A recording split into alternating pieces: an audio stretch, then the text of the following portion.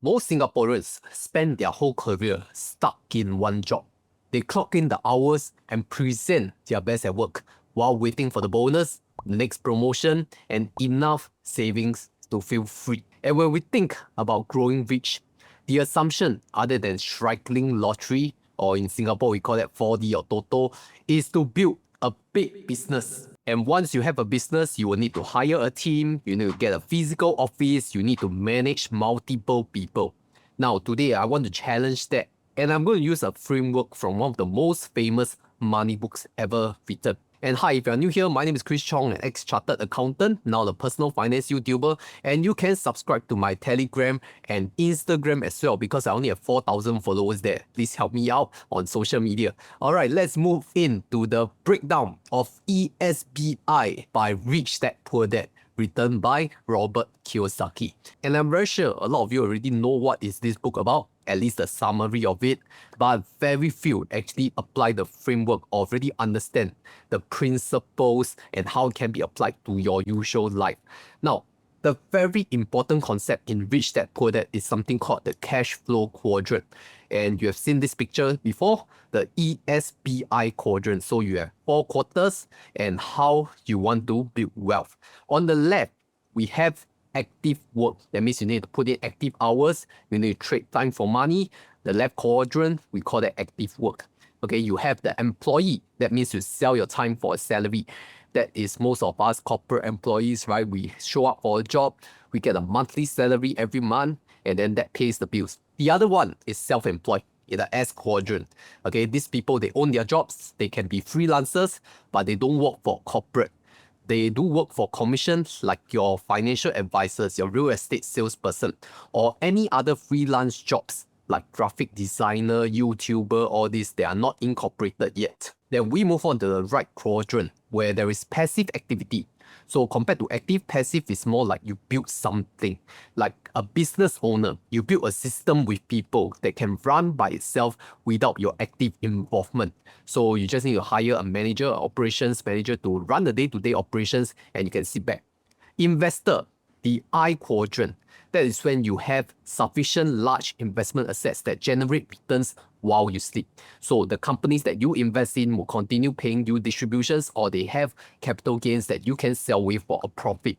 So everyone wants passive income, which is the very big buzzword.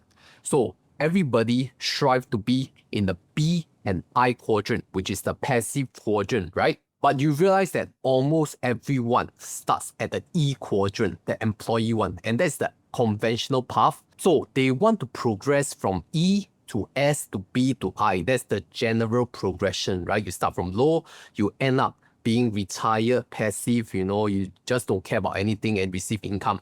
But nobody talks about what B actually costs you if you really want to be a business owner. Now, I see a fundamental problem with the business quad, or I call it the B quad.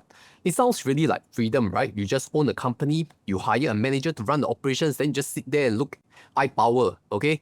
People working for you, money will come in passively. Sounds like an ideal scenario, but it's really the people problem, all right? Once you have employees, you will need to manage payroll, you need to have HR, you need to have office culture.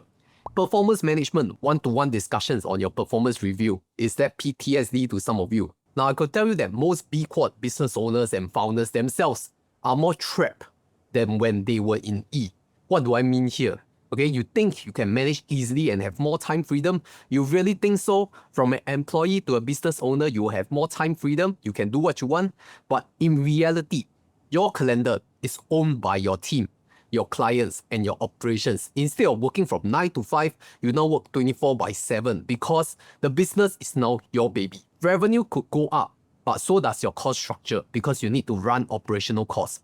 And the net margin can actually be lower than the S quadrant, being self-employed itself. Now let's talk a little bit about the S quad opportunity, the self-employed people. This is actually quite underrated in terms of the middle path, one-person business. You have high margin, you have low overhead, you have full calendar ownership.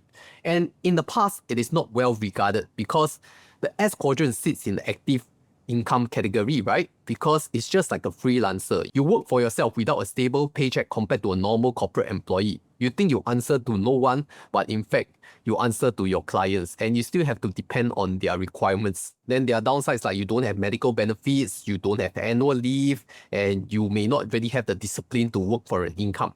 But this is all going to change in 2026 because the gap between the S and the B quadrant on output quality is closing really fast.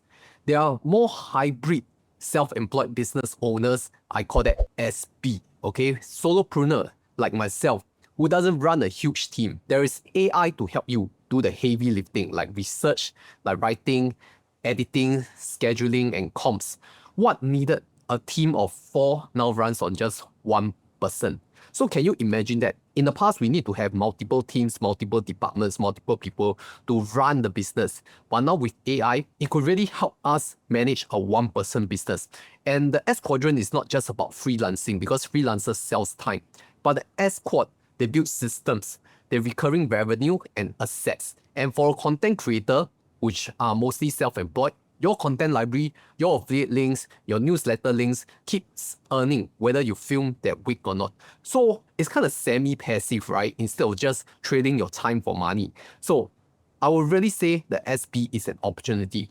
And I could share from my own story, right? I was an ex-chartered accountant at a multinational company, so fair salary, but zero ownership of my time. I just do what I'm told by the company, follow the company goals, not my own goal. Sometimes I'm asked to do things that I don't like to do, but I have to follow it because I'm receiving a paycheck from them. So at one point in time, I started my YouTube channel with a self-employed mindset as a side hustle.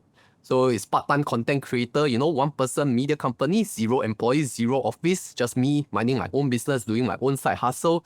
But eventually, I moved it to a hybrid SB Solopreneur in year 2023 after leaving my full-time corporate job, which means I went all in into this YouTube business in 2023 as a solopreneur. And I could honestly share that in the beginning, it was so tough because I need to adjust from an employee mindset to an employer mindset.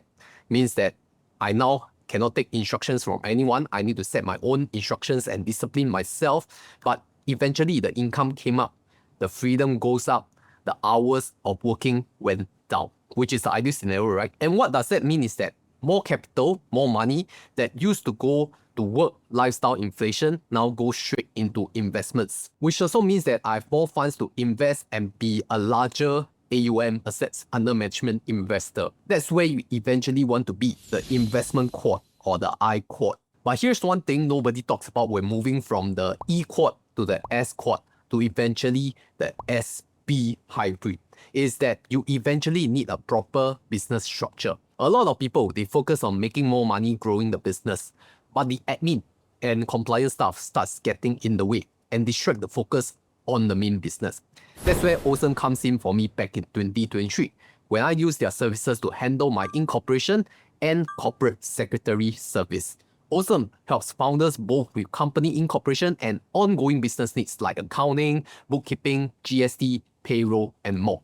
Everything is managed through the Osome app, so you can see your financials in one place and keep control of the business without drowning in admin. And Osome is built for solopreneurs and small teams who want clarity and confidence in their numbers, just like they assisted my business with the compliance task while I focus on the actual operations. And right now, you can use my exclusive link here to get 16% off any Osome service packages. For example, after discounts, you can get a full incorporation plus secretary package at just 504 Singapore dollars, which is super affordable. So check the link in the description to get started with Osome today. Let's talk about the financial case for hybrid SB solopreneurs like myself. We have lower overhead, which means more profit, which means more capital can be deployed to my investments and move to the I quad faster. That was how I managed to invest more after building my content business and scale the income up. I also understand that something different between S and SB is the CPF angle,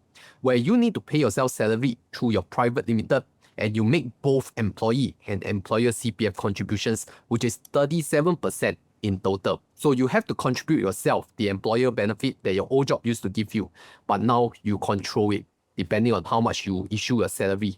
And yes, CPF is still important, like I always preach on this channel. But the other thing is time ownership, which is a hidden asset, and mental space to research investments, to manage portfolio, and make good capital decisions, which is impossible if you're fighting other people's problems, like your ex-company, your corporate company goals are not aligned.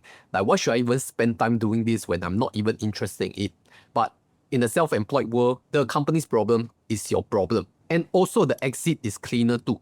The I Quad assets are completely separate from the business, untouched. I'm not talking about company investments. I'm talking about your personal investments, because that's where ultimately you want to be in the I Quad, the end game, right? You skip the full B quadrant, the business owner quadrant, and I transitioned from a corporate employee in the E quadrant to a side hustle self-employee in the S quadrant, and ultimately I'm now in SB, self-employed business owner, and I still am an investor in the I quadrant.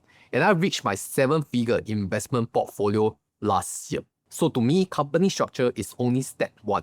What most people miss is how your income is taxed inside the structure that changes everything. We go through more of this in my other business, Solo Biz, an education and consultancy company for solopreneurs, and you can comment free, so I'll send you the link to our free preview of the Shift course for you to get better clarity of company structure.